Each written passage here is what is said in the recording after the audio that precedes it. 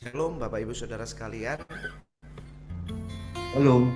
Malam hari ini kita akan mulai ibadah kita di malam hari ini. Mari kita tundukkan kepala, kita masuk dalam doa. Terima kasih Tuhan Yesus untuk kesempatan yang indah di malam hari ini Tuhan. Kalau kami bertemu Tuhan meski lewat Zoom, kami dan percaya Tuhan Roh-Mu ada beserta dengan kami. Dan saat ini Tuhan, kami mau mulai ibadah ini.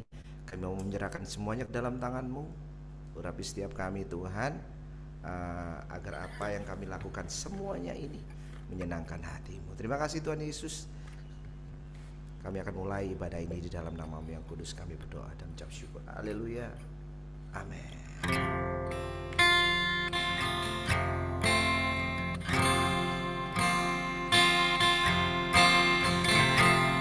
Mari angkat suaramu, katakan terima kasih Tuhan. Terima kasih Tuhan untuk kasih setiamu yang ku alami dalam hidupku.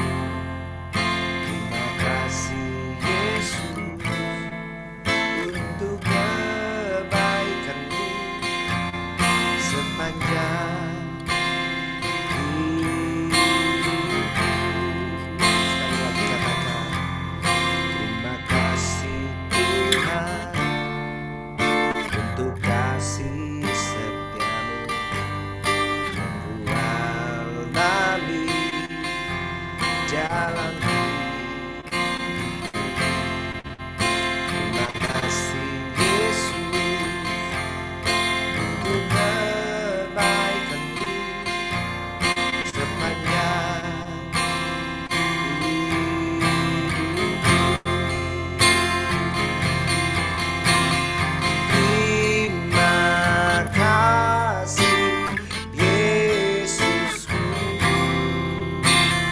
buat anugerah yang Kau beri selama ini. Tuhan adakan syukurlah.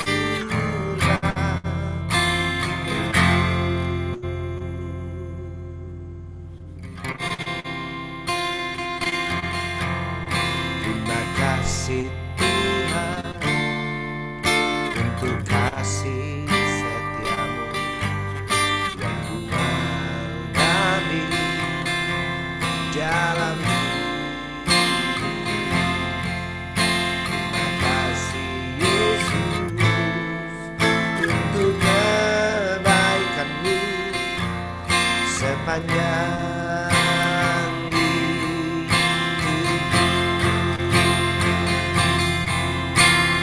Terima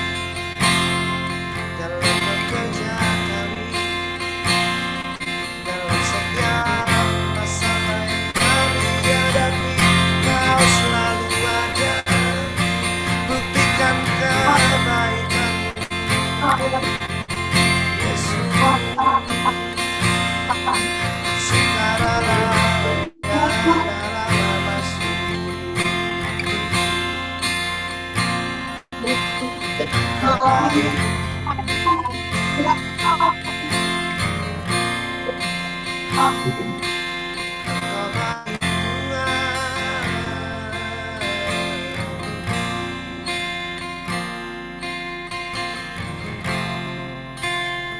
ucapkan rasa syukurmu dan katakan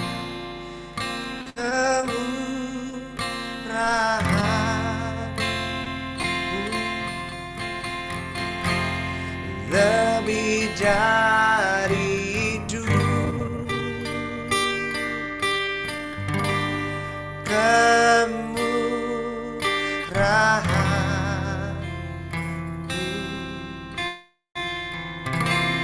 lebih dari dulu, bawa lidahku memuji Engkau, Membayar tak perlu kita gratis. kemurahan-Mu lebih dari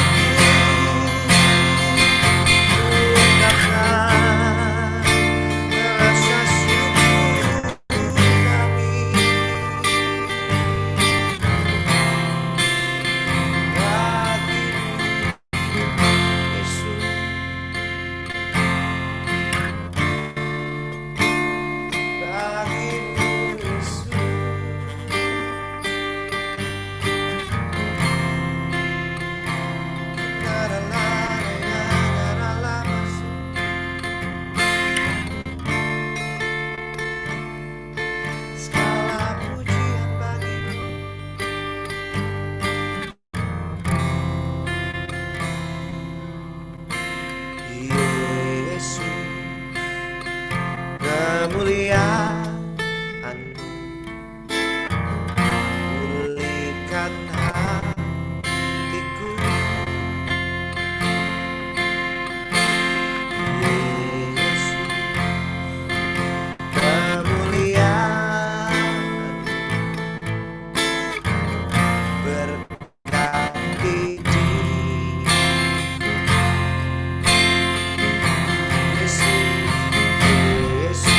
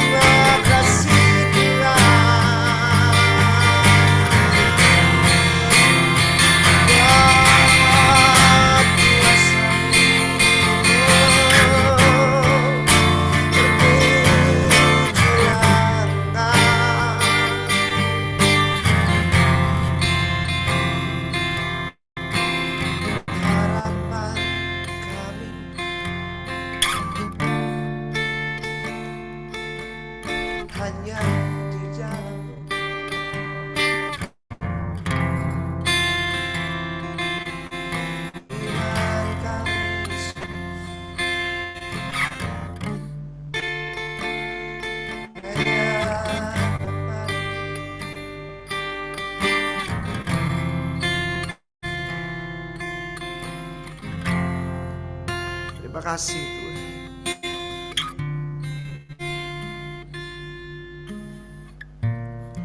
Kalau selama setahun ini Tuhan, Kau nyatakan kebaikan-Mu bagi setiap kami. Tak henti-hentinya kami bersyukur Tuhan. Engkau sumber kekuatan kami. Engkau yang menguatkan setiap kami. Terima kasih Tuhan.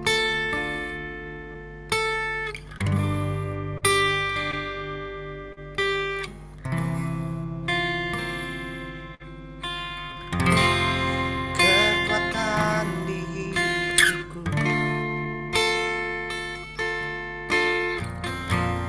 ku dapati dalam-Mu.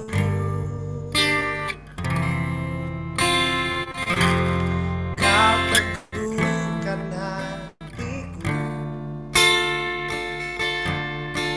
tiada yang mustahil bagimu. Mari bersama jemaat katakan, kekuatan di hidupku,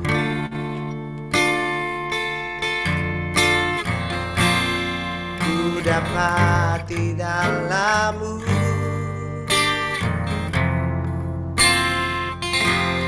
Kau teguhkan hatiku,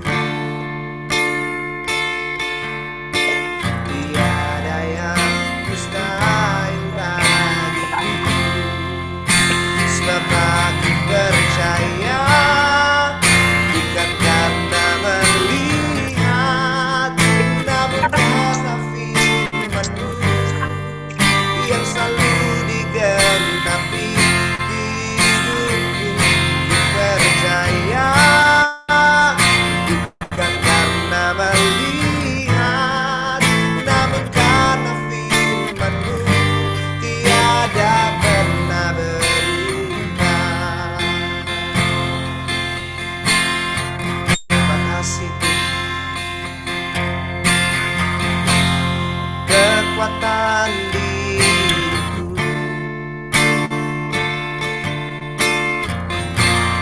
ku dapati dalam-Mu.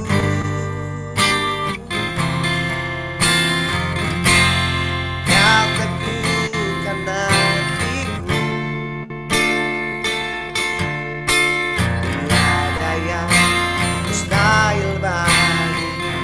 Sekali lagi, kekuatan di hidupku,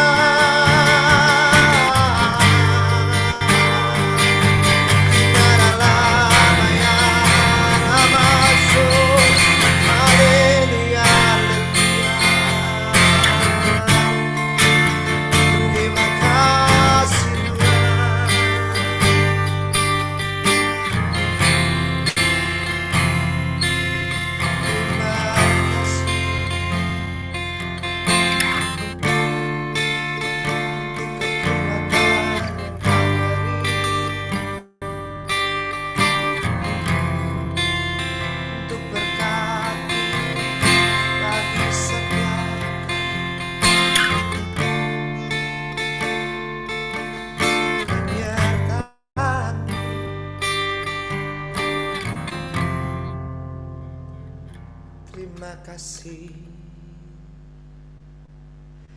terima kasih.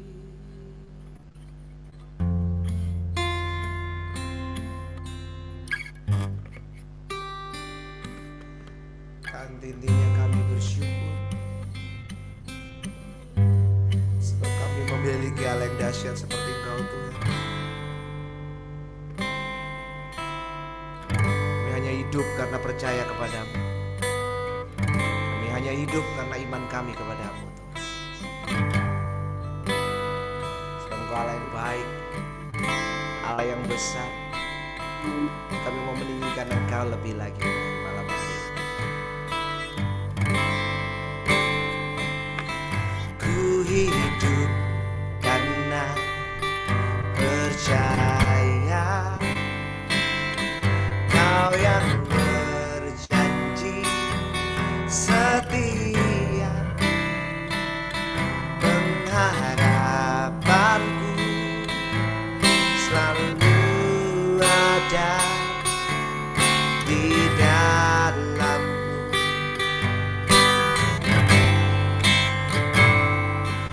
Ku tidak akan menyerah meski dalam kesesakan. Seluruh hidupku dalam genggamanmu. Sekali lagi katakan ku hidup karena percaya. Mari katakan imanmu. Kau yang berjanji setia, pengharapanku selalu ada di dalammu.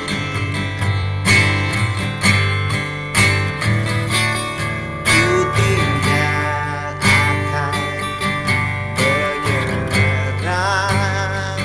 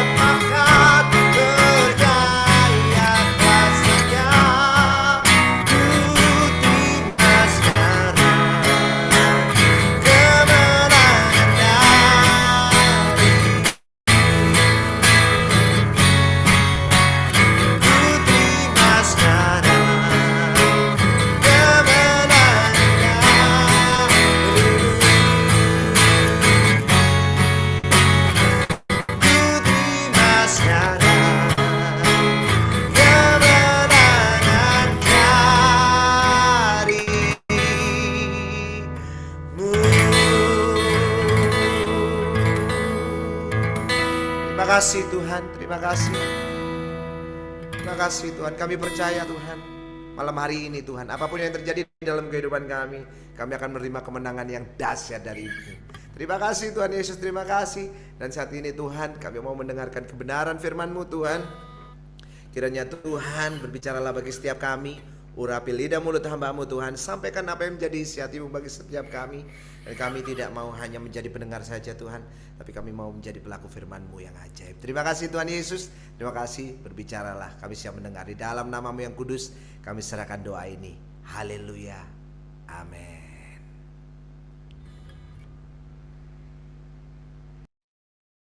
Silakan Pak Doko. Ya,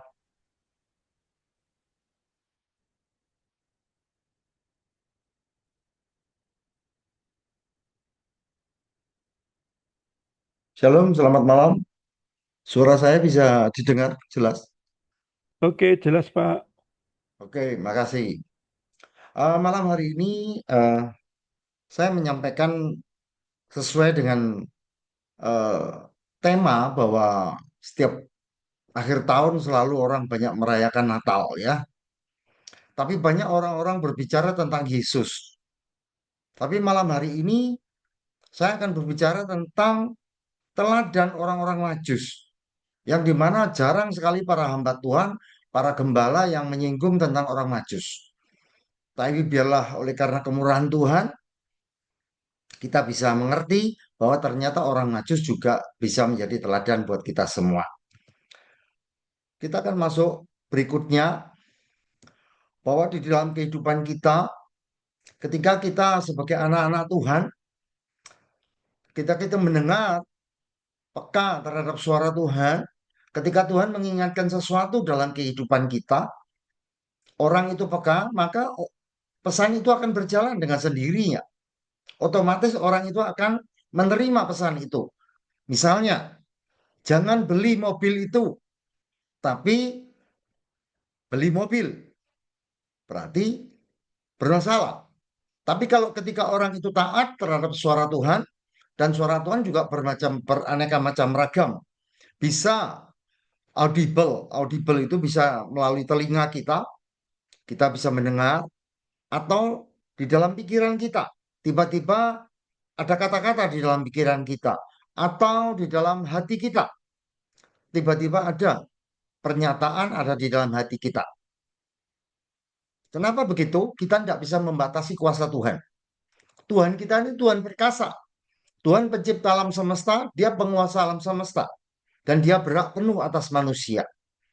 Nah, celakanya ketika yang digambar satunya, ketika orang itu tanda tanya, kemana-mana ya tetap tidak mau dipimpin Tuhan, tetap ke gereja, tapi tetap apa-apa maunya sendiri. Akhirnya pesan Tuhan tidak bisa tersampaikan. Tapi biarlah malam hari ini kita akan belajar melalui orang-orang Majus. Nanti ayat-ayatnya tidak akan saya akan bacakan secara lengkap, hanya bagian-bagian penting saja, karena malam hari ini kan waktunya juga pendek, tidak terlalu panjang. Jadi hanya bagian-bagian yang penting saja yang saya akan bahas. Itu ada di Matius 1 ayat mulai ayat 1 sampai 12. Ya. Pertama yang kita bahas ayat 1 dan 2. Di situ hanya menceritakan Injil Matius, ya tentunya Matius yang menuliskan, bahwa Yesus lahir di Bethlehem, di tanah Yudea, dan kemudian orang-orang Majus itu dari timur, di Alkitab hanya tertulis dari timur saja. Padahal sebetulnya kalau kita mau jeli, kalau kita mau teliti dari bukti-bukti sejarah, ternyata orang-orang Majus itu naik onta 13.000 kilometer. Loh, Pak Handoko kok tahu? Karena saya meneliti, ya. Ketika saya menyelesaikan S2 saya di tahun 2020, saya selesai S2 saya meneliti tentang Matius 1 sampai 12, yaitu tentang orang-orang Majus. Dan orang Majus itu berjalan naik onta dari timur ke Yerusalem itu sepanjang 13.000 kilometer. Naik onta. Jadi bisa dibayangkan jauhnya bagaimana. Singkat cerita, dia sampai di Yerusalem dan dia mencari penguasa setempat. Dan dia bertanya dan kepada penguasa itu yaitu Raja Herodes waktu itu ya. Di manakah dia, raja orang Yahudi yang baru dilahirkan itu? Jadi posisinya Yesus itu sudah lahir ya.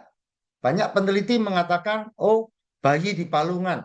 Ada yang mengatakan oh sudah 1 tahun dan lain sebagainya. Nanti kita akan lihat, kita berdasarkan firman Tuhan saja, nanti kita bisa akan belajar dan melihat. Nah, ketika orang Majus itu berangkat dari timur menuju ke Yerusalem, tadi sudah saya sebutkan, itu perjalanan sejarah, ya, catatan sejarah mencatat 13.000 kilometer. Dan orang-orang Majus itu hanya dipandu oleh bintangnya. Bahkan ada peneliti dari Israel yang baru-baru ini terbit ya, terbaru. Bintang itu bintang khusus. Bintang di mana bintang itu yang menuntun orang Majus itu. Nah, kenapa orang Majus ini bisa? Karena memang orang Majus ini memiliki ahli perbintangan. Ketika kita ke sekolah ya, kita pernah belajar tentang geografi waktu sekolah di SMA. Lintang utara, lintang selatan, nah itu belajar tentang geografi. Nah, orang-orang Majus itu belajar tentang hal itu. Selain itu dia juga belajar tentang sejarah-sejarah, para leluhur dan lain sebagainya. Kemudian yang berikutnya di ayat 3 dan keempat. Setelah Herodes mendengar, dia menjadi ketakutan. Herodes yang menguasai di Yerusalem dan di Bethlehem ini orangnya kejam sekali.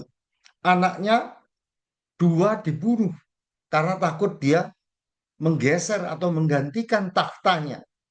Ini pun juga sama. Dari catatan sejarah yang bisa membuktikan bahwa Herodes Antipas ya, kalau kita hanya melihat taunya hanya Herodes saja. Tapi kalau kita melihat sejarah yang sesungguhnya, itu Herodesnya tuh nama depannya saja. Seperti nama keluarganya. Itu Herodes apa, Herodes apa, Herodes apa. Dan Herodes yang waktu Yesus lahir, itu Herodes yang kejam sekali. Dan dia di ayat yang ketiga dan keempat itu dia mengumpulkan para ahli Taurat, ya, para imam kepala, para imam yang mengerti tentang sejarah, nubuatan dan ahli Taurat bangsa Yahudi. Dan mereka dimintai keterangan, apa betul ada Mesias yang akan dilahirkan di Bethlehem, betul atau tidak? Jadi dia menyelidiki secara serius. Kemudian yang berikutnya kita dengan cepat ayat yang kelima dan keenam. Dan mereka memang ahlinya ya, mereka tahu, mereka punya catatan jelas. Dan ini juga tertulis di dalam Alkitab kita bahwa itu ada Nabi Mika ya, kalau kita perhatikan. Jadi mereka berkata kepadanya di Betlehem bla bla bla tertulis dalam kitab para nabi. Artinya apa? Sudah dinubuatkan sekian ribu tahun yang lalu. Bahkan Nabi Yesaya pun juga sudah menubuatkan. Dan di sini mengatakan bahwa Bethlehem, engkau jangan sekali-kali bukanlah yang terkecil. Karena dari tempat mula nanti ada seorang pemimpin di mana mengembalakan umat Israel. Jadi memang kalau kita sudah pernah ke Israel dari Yerusalem ke Bethlehem itu kurang lebih setengah jam. Ya, mungkin kalau kita pernah ke sana kita akan tahu. Nah, di ayat yang kelima ini ada catatan kaki di mana catatan para nabi. Nah, ini yang diambil dari catatan Mika pasal 5 ayat ke-1. Ya, selain itu juga di Nabi Yesaya. Yesaya pasal yang ke-9. Kemudian yang berikutnya, ayat yang ke-7 dan ke-8. Herodes terus kepo-kepo ya, bahasa sekarang kepo ya, penasaran. Siapa Yesus itu? Siapa raja itu? Dia merasa tersaingi. Kemudian dia manggil orang-orang Majus itu, mendekati orang Majus itu. Jadi dalam bahasa Surabaya kita mengambil hati buat para orang-orang Majus. Dia bilang, bila mana bintang itu nampak? Bila mana? Kapan bintang itu akan muncul? Karena ketika orang Majus itu berangkat dari timur, itu berdasarkan bintang. Ketika dia tiba, dia juga akan minta petunjuk. Nanti tibanya di mana? Kamu tolong kabarin aku, kata Herodes seperti itu. Nah, sampai di sini saya penggal dulu. Kita seringkali ya, sebagai anak-anak Tuhan, kita masih ambisi dalam dunia ini. Kita masih terlalu memikirkan banyak hal-hal duniawi yang terlalu kuat daripada hal-hal rohani. Kita tidak memperhatikan sisi rohani kita. Kita nggak push, kita nggak paksa ke rohani kita, iman kita untuk bertumbuh. Kita harus bangkitkan manusia baru di dalam diri kita supaya kita bisa bertumbuh iman kita. Karena hanya Tuhan yang membuat pertumbuhan. Kalau kita lihat misalnya orang Majus tersebut, ya, orang banyak bilang orang Majus ada 3, ada 4, ada 2. Yang benar yang mana? Saya juga tidak tahu. Tapi ketika meneliti di dalam bahasa aslinya, kata-kata orang Majus dalam bahasa Yunani, magus, itu jamak. Jamak itu lebih dari satu. Jadi tidak tertera. Karena bukti yang minim sekali. Tapi banyak peneliti mengatakan karena persembahan orang Majus 3. Emas, mur, dan kemenyan. Berarti yang datang 3 orang. Ya, whatever apa yang dikatakan. Yang penting kita harus tahu esensi. Malam hari ini Tuhan ingin esensi dari orang Majus. Dia tidak mengenal Tuhan dipimpin hanya karena bintang. Kita yang sudah lahir baru, kita yang sudah mengenal Yesus, kita yang sudah sungguh-sungguh di dalam kebenaran firman Tuhan, masih jatuh bangun dalam dosa. Masih terus tidak bisa bangun pagi baca Alkitab. Masih terlambat, kita nggak bisa saat teduh. Bagaimana kita mau dewasa dalam kerohanian? Seperti Herodes. Apa jadinya kalau kita seperti dunia, masih memikirkan ambisi, masih memikirkan nafsu, ambisi dunia, seperti Herodes. Pergi, selidiki dengan sesama anak itu. Kata anak di situ anak yang bukan bayi. Kalau di dalam bahasa aslinya, bahasa Yunani, itu anak yang sudah umur antara 1 tahun sampai 2 tahun di Alkitab ini. Kemudian mengatakan, lalu kabarkanlah kepada aku supaya aku datang ikut menyembah. Sama, kita pun juga begitu. Kita datang beribadah ke gereja karena kita punya motivasi tertentu supaya doa kita dijawab Tuhan. Apa bedanya kita dengan Herodes? Kita memberikan persembahan tujuannya kita supaya diberkati. Sama kita tidak ada ubahnya dengan Herodes. Kita punya motivasi yang lain di balik semuanya itu. Biar ketulusan di dalam hati kita harus nampak. Apalagi tadi WL sudah mengatakan, tahun ini Desember 2025 akan berakhir. Tunggu apa lagi? Iman kita masa gitu-gitu terus. 2026 akan berjalan lagi. Ingat, akhir zaman. Kita berada di penghujung akhir zaman. Tanda-tanda akhir zaman sudah makin dekat. Mau apa lagi? Bagaimana kita bisa mendengar suara Tuhan kalau kita tidak menegat kepada Dia? Kita rajin berdoa, kita rajin saat teduh, rajin baca Alkitab. Dan saya percaya kita akan dibawa sungguh-sungguh dalam kebenaran firman Tuhan. Demikian pula di ayat yang ke-9 dan ke-10. Di situ menjelaskan bahwa orang Majus berangkat. Orang Majus hanya bertanya aja kepada Herodes. Dia tidak taat kepada Herodes. Karena dia butuh pimpinan. Petunjuknya karena dia pinternya bintang. Jadi dia tuntunannya dari bintang. Ketika dia berangkat, itu dia sudah melangkah dengan iman. Coba diperhatikan ayat ke-9. Setelah mendengar kata-kata raja, bla bla bla, berangkatlah mereka, orang Majus itu. Setelah melangkah dan lihatlah bintang yang mereka lihat di timur. Coba orang Majus yang belum mengenal Tuhan aja mengerti iman. Nah, kita yang orang sudah percaya Yesus, kita yang sudah diselamatkan, kita yang sudah pernah ditolong Tuhan, kita harus mengerti apa yang menjadi isi Tuhan pada malam hari ini.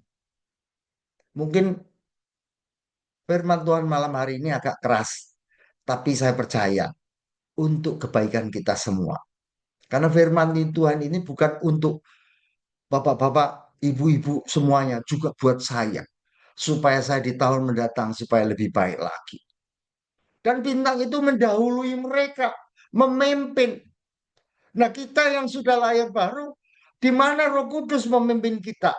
Karena kita yang selalu memakai otak kita terlebih dahulu. Ego kita yang memimpin kita. Apalagi kalau sudah terima berkat Tuhan. Nanti dulu Tuhan. Ini nanti untuk ini Tuhan. Ini untuk ini, untuk ini. Ingat, berkat Tuhan itu di dalam bahasa Yunani, bahasa aslinya. Itu bukan berkat kita.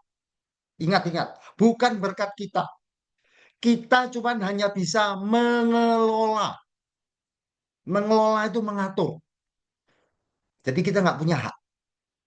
Jadi ada jatah perpuluhan. Ada jatah persembahan. Saya nggak ada janjian dengan Bapak Gembala Saudara. Kemana-mana saya khotbah. Saya nggak punya gereja. Saya kalau khotbah saya selalu menekankan yang namanya perpuluhan. Jangan korupsi sama uang perpuluhan. Kita akan susah. Saya menemui banyak mendoakan orang ketika dia korupsi masalah uang perpuluhan, pasti hidupnya susah. Jadi saya percaya kalau malam hari ini saya ngomong seperti ini, kalau ada yang tergelitik karena suara Roh Kudus sudah tersentuh, bertobatlah mulai malam hari ini. Berapapun kita harus cepat-cepat perpuluhan, jangan ditahan-tahan, jangan ditahan-tahan. Saya bisa mengatakan seperti ini karena saya juga melakukan bersama istri saya. Puluhan tahun saya melakukan perpuluhan. Padahal kalau kita meneliti di dalam firman Tuhan lebih dalam, nanti saudara akan kaget. Sebenarnya bukan hanya 1/10. Sebetulnya hak sepenuhnya itu bukan hak kita. Persepuluhan itu sedikit sekali. Ya, ya paling tidak minim itu ya 10 itu aja, 10%. Paling sedikit. Baik, saya lanjutkan. Ketika dia tiba di depan rumah anak itu, kata anak itu lagi, perhatikan baik-baik. 2 kali menggunakan kata anak. Itu anak yang bukan bayi. Karena banyak gambar-gambar menjelaskan ada di palungan bayi. Kita berdasarkan firman Tuhan, bukan gambar. Kita harus lihat kebenaran firman Tuhan sampai di mana. Kita harus pakai gambar yang benar sesuai dengan apa yang menjadi kehendak Tuhan. Anak yang di situ, anak yang sudah berumur lebih dari 1 tahun, antara 1 sampai 2 tahun. Makanya kenapa Herodes menentukan ketika membunuh anak-anak di bawah usia 2 tahun. Dan kemudian yang berikutnya yang kita lihat ketika mereka melihat bintang. Nah, bintang lagi. Bayangin jauhnya 13.000 kilometer. Dia melihat bintang yang sama dan tiba di depan rumahnya Yesus yang ada di kandang apa? Kandang ya, kandang binatang. Oh, di sini mereka bersuka cita. Kita bisa bayangkan kalau misalnya kita ini cari suatu alamat terus ketemu, wah senengnya minta ampun, betul nggak? Kita kalau melakukan perjalanan ke Jakarta, ke Jogja, kemana, kalau tiba di hotel tempat kita tinggal, senengnya minta ampun. Apalagi ketemu Yesus, 13.000 kilometer, kita ini sudah ditolong sama Yesus. Tapi kenapa kita santai-santai? Bayangin, Itu orang Majus. Kita bagaimana? Berikutnya, cepat aja ya. Saya nggak bisa lama-lama. Ayat yang ke-11.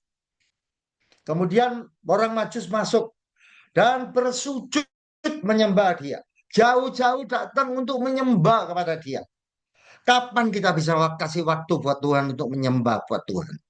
Apakah cukup dengan menyembah kalau kita ketemuan seperti online seperti ini? Atau ketemu pada hari Rabu? Di mana kita setiap hari yang tidak bersama-sama dengan gembala Bapak Ibu Saudara. Kapan datang untuk berdoa kepada Tuhan? Di mana kita bersekutu sama Tuhan kapan? Ini jauh 13.000 kilometer. Saya dari Surabaya Timur, perbatasan dengan selatan. Kalau ke tempat Pak David, Surabaya Barat. Mereka pun bawa persembahan. Ada 3 persembahan. Emas, sudah jelas. Emas sampai sekarang jadi naik banyak. 1 gram bapak-bapak, ibu-ibu juga tahu semua. Saudara juga tahu berapa itu mahal. Ada sesuatu yang terbaik kalau ngasih Tuhan. Oh, segini dulu ya Tuhan ya, maaf. Ini ada buat bayar utang. Oh, ini buat keperluan ini. Jangan. Justru untuk Tuhan itu diutamakan. Berikan harum-haruman itu kemenyan. Bukan kemenyan-kemenyan yang ada di Indonesia. Mur itu pengobatan yang ada di sana, di zaman itu. Untuk memberikan pengobatan, untuk kesehatan. Memberikan sesuatu yang berkenan. Sesuatu yang baik digunakan. Bagaimana kita memberikan ketika kita menyembah? Kalau sudah sakit, Tuhan aku sakit Tuhan. Ketika sehat, kita lupa sama Tuhan. Ketika kita diberkati Tuhan, kita lupa sama Tuhan. Ayat yang terakhir, ayat 12. Dan karena diperingatkan, orang Majus diperingatkan oleh Tuhan, melalui bintang juga, tidak lewat mimpi ya, malaikat, pulangnya tidak lewat situ. Lewat jalan lain untuk pulang, kembali ke timur. Sepanjang 13.000 kilometer dengan jalan yang berbeda. Sama dengan kita. Berapa kali kita sudah diberikan jalan keluar sama Tuhan? Berapa kali kita sudah disembuhkan Tuhan? Berapa kali kita ditolong Tuhan? Mulai kita lahir sampai hari ini. Dan saya percaya pasti kita mengalami. Enggak usah bilang Bapak Ibu Saudara. Saya pun juga sering ditolong Tuhan. Saya kemana-mana terus bersaksi apa yang terjadi dalam kehidupan saya. Terus di sisa hidup saya tidak mau buang waktu sedikit pun. Meskipun dalam kondisi-kondisi tertentu, saya harus bertertatih-tatih sendiri sekalipun. Tanpa istri.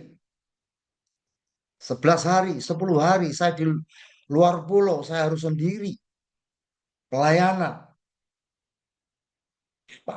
Saya harus jalani. Artinya apa? Kita harus semakin sungguh-sungguh dalam Tuhan. Siapa tahu nanti malam saya dipanggil Tuhan. Kita semua tahu? Nggak tahu. Tapi yang penting saya sudah sampaikan kepada Bapak Ibu Saudara-saudari. Kalau malam ini saya tidur dipanggil Tuhan. Berarti firman Tuhan ini adalah pesan yang terakhir buat para bapak, para ibu, para saudara yang terkasih dalam Tuhan. Jangan main-main lagi.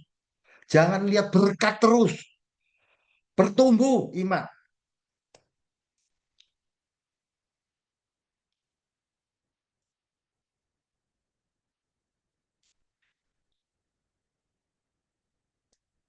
Pesan Tuhan selalu saya bentuknya visual seperti ini. Kita harus bangkit. Kita untuk melangkah dengan iman kita perlu belajar firman Tuhan. Di bawah lihat buku-buku rohani. Baca buku-buku rohani.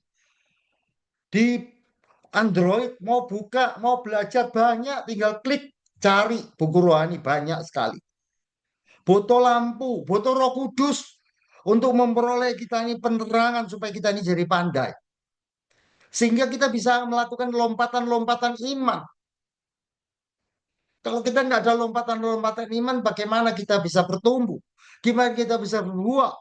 Bagaimana kita bersaksi? Bagaimana kita menjadi terang dan garam dimanapun kita berada? Ini kesempatan malam hari ini. Tuhan peringatkan buat kita semua. Supaya kita bertumbuh. Fokus kita harus ke Tuhan. Yesus. Kalau Yesus sekarang ada di surga, Rohnya yang kudus bekerja 2000, hampir 2000 tahun. Hampir 2000 tahun. Sudah saya hitung. Hampir 2000 tahun. 1900 sekian tahun. Kurangnya cuma ya 10 tahun lebih lah. Mau sampai kapan? Tanda-tanda sudah banyak sekali. Tuhan akan datang. Kapan? Tidak tahu. Saya juga nggak tahu. Dan saya percaya kalau malam hari ini kita semua diingatkan bahwa tentang orang Majus ini. Satu, orang Majus itu percaya. Dia belum melihat wujudnya Yesus. Dia taat dan melangkah. Perhatikan baik-baik. Dua, pengetahuannya terbuka. Dia nggak hanya perbintangan saja, tapi dia butuh langkah untuk melangkah.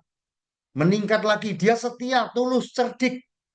Meskipun menghadapi tantangan di padang gurun, naik onta, bukan naik pesawat seperti zaman sekarang. Mungkin naik motor, naik mobil, naik onta. Berhadapan dengan Herodes yang licik, dia harus cerdik. Dan yang terakhir apa itu? Bisa lihat, saya ketutupan. Nah, ini. Fokus, hikmat, dan waspada. Kita harus fokus kepada Tuhan Yesus. Uang itu yang lainnya gampang. Matius 6:33 mengatakan, carilah dahulu kerajaan surga dan kebenarannya. Nanti yang lainnya akan ditambahkan. Kalau fokus kita sudah duit, nanti pikirnya duit, duit, duit, duit, duit terus. Fokusnya kerjaan, pekerjaan, kerja, kerja, kerja terus. Jadi fokusnya harus Tuhan Yesus. Nanti setelah fokusnya kepada Tuhan Yesus, baru kita menemukan hikmat dari Dia. Setelah kita menemukan hikmat dari Dia, maka kita akan memperoleh waspada dimanapun kita berada dan nama Tuhan dipermuliakan. Jadi para Bapak, para Ibu yang terkasih di dalam Tuhan, saya percaya kalau kita mau sungguh-sungguh dalam kebenaran Tuhan, pada malam hari ini belum terlambat. Belum terlambat. Kalau ada di dalam diri kita, ya Tuhan, aku egois. Aku mementingkan diriku sendiri. Oh iya, aku lupa nggak didik anakku. Supaya anakku ini bisa hidup, bertumbuh, berbuah untuk Tuhan. Hidupku cuma begini-begini aja. Terus gini aja. Doanya cenderung kita minta terus. Itu konsep yang harus kita rubah. Kita harus meninggikan dia. Itu yang terutama. Mengucapkan syukur. Itu yang harus kita lakukan. Minta itu nomor 7, nomor 10. Terakhir. Mari kita rubah konsep kita. Kalau kita mau jadi dewasa rohani kita nggak boleh minum susu seperti bayi.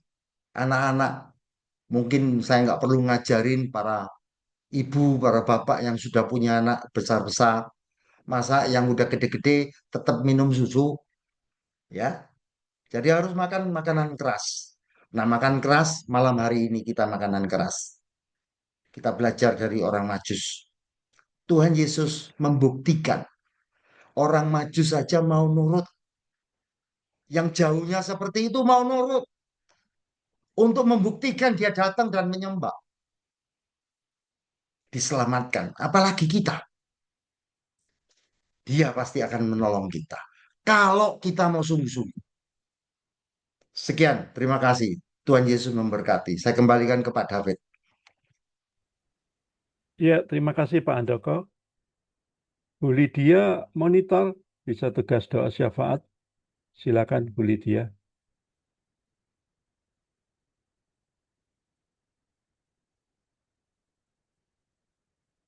Nah, enggak monitor ya. Saya doa syafaat aja. Tuhan, terima kasih buat malam hari ini kami boleh menikmati hadirat urapan dan kuasa-Mu yang bekerja di setiap ruangan di mana kami berada. Engkau beracara dari hari ke hari, bahkan pada sampai malam hari ini Tuhan.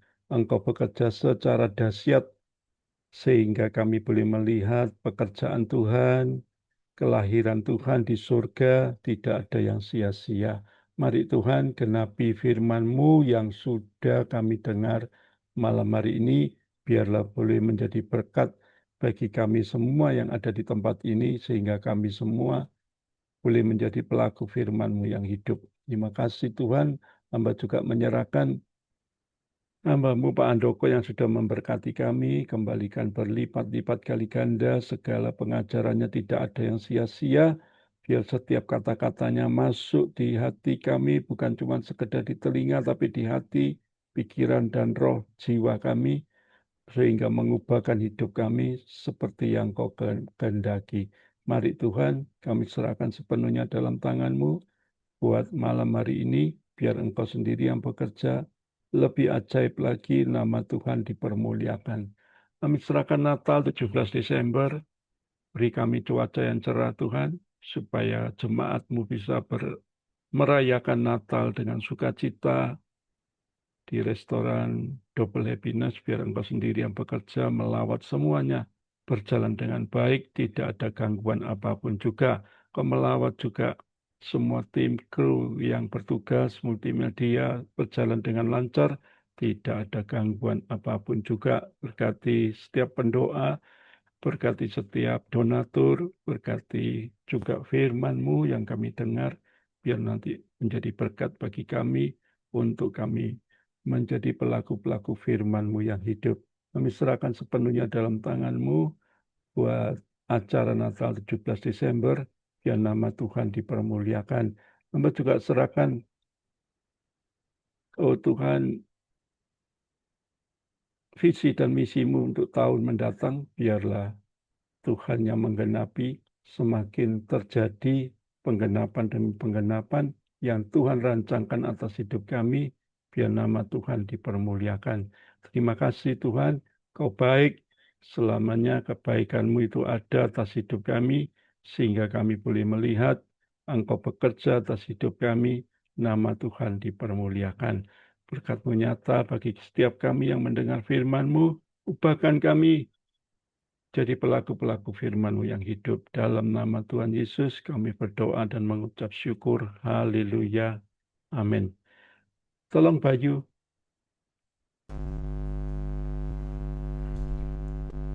Bayu monitor. Baik, ya.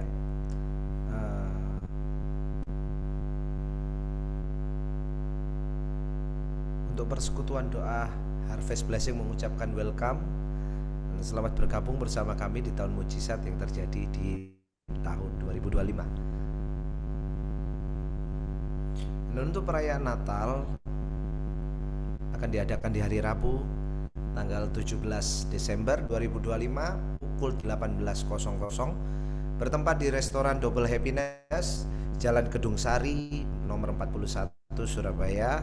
Dimohon untuk semua jemaat agar hadir tepat waktu. Dan ibadah diliburkan pada tanggal 22 Desember sampai 5 Januari 2026. Dibuka kembali ibadah doa malam online tanggal 5 Januari 2026. Selamat berlibur dan menyambut tahun baru 2026. Dan doa malam online diadakan di hari Senin tanggal 5 Januari 2026 pukul 19.00 waktu Indonesia Barat bersama Pastor David Limanto MPM. Dan selamat menikmati hadirat dan urapan dalam ibadah doa malam hari Senin. Dan ibadah raya diadakan di hari Rabu tanggal 7 Januari tahun 2026 pukul 19.00 waktu Indonesia Barat bersama Evangelis Lili Suherman. Mari kita datang untuk membawa jiwa-jiwa baru bersama kita dan dimuridkan bersama kita semuanya. Ucapan terima kasih atas pelayanan diberikan kepada Bapak Handoko dan Kiranya Tuhan memberkati pelayanan Bapak, keluarga, dan segala keperluan yang disediakannya. Tuhan Yesus memberkati. Latihan paduan suara yang akan gladi bersih di tanggal 16 Desember pukul 17.00 waktu Indonesia Barat di restoran Double Happiness, Jalan Gedung Sari nomor 41 Surabaya. Dan selendang mohon dibawa. Jangan lupaan. Tuhan Yesus memberkati. Persembahan bisa ditransfer ke BCA L David Limanto, nomor AC 1030565807. Bisa diberikan untuk persembahan umum, perpuluhan, persembahan ucapan syukur, dan pengembangan PD Harvest Blessing. Pembina rohani dan seluruh pengurus mengucapkan God bless you all, dan sampai bertemu di hari Senin dan Rabu minggu depan. Tuhan Yesus memberkati. Ya, Bapak Ibu, nanti Anda yang mau didoakan, Anda bisa stay di Zoom. Anda yang didoakan, Anda bisa live setelah doa penutup. Terima kasih Tuhan buat ibadah malam hari ini. Kami yakin tidak ada yang sia-sia. Setiap kami yang setia, setiap kami yang melangkah dengan iman, setiap kami yang percaya meskipun tidak melihat, setiap kami yang menjadi pelaku-pelaku firman-Mu, hidup kami pasti diubahkan Tuhan. Iman kami makin teguh, dan kami akan melihat pengharapan kami tidak ada yang sia-sia. Genapi setiap anak-anak-Mu, setiap jemaat-Mu Harvest Blessing, biarlah setiap pergumulan kami, sisa waktu di tahun 2025 ini, biarlah mereka bisa melihat ada mujizat Tuhan terjadi di hidupnya. Bapak Ibu, angkatlah kedua tangan-Mu, terimalah berkat yang datang dari Allah Bapa, Allah Putra, Allah Roh Kudus, menyertai, memberkati, memulihkan, dan membuat hidupmu berkemenangan hari ini sampai Yesus datang kedua kalinya. Dalam nama Tuhan Yesus yang percaya sama-sama katakan, amin.